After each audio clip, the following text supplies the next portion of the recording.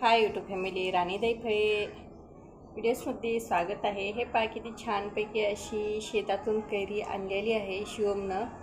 तर चला मग म्हणलं आंब्याची चटणी करू। याला मी कट देऊन घेते। हे पहा या आंब्याला आता आपण कट देऊन घेऊ।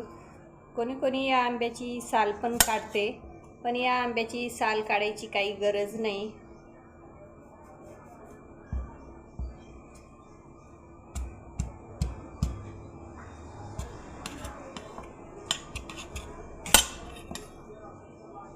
कोण कोण कशा पद्धतीत करते नक्की सांगा।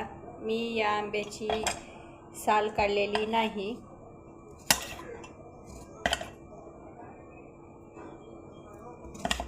थोडेसे असे मोठे मोठे साईजचे कापून घ्यायचे आहेत आपल्याला, जास्त काही बारीक करायची काही गरज नाही।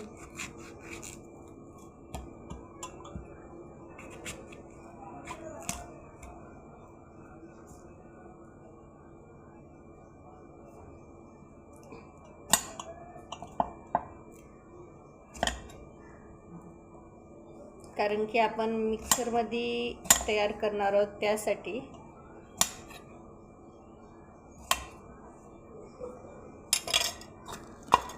पहा हे मिक्सरचं भांडं घेतलेलं आहे। याच्यामध्ये ज्या का अशा आपण आंब्याच्या फोडी तयार करून घेतलेल्या आहेत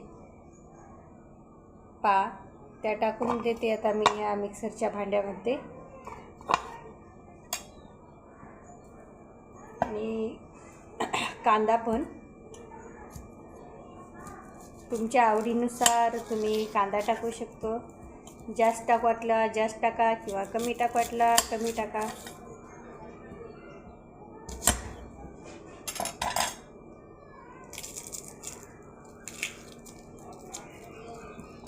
किंवा आंब्याचं प्रमाण जर जास्त घ्यायचं असेल तर आंब्याचं प्रमाण जास्त करा, किंवा कांद्याचं प्रमाण जास्त घ्यायचं असेल तर कांद्याचं, ते तुमच्या आवडीनुसार।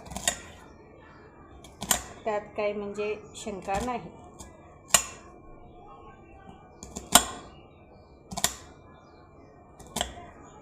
असे कांद्याला पण मस्तपैकी कड देऊन घेत आहे।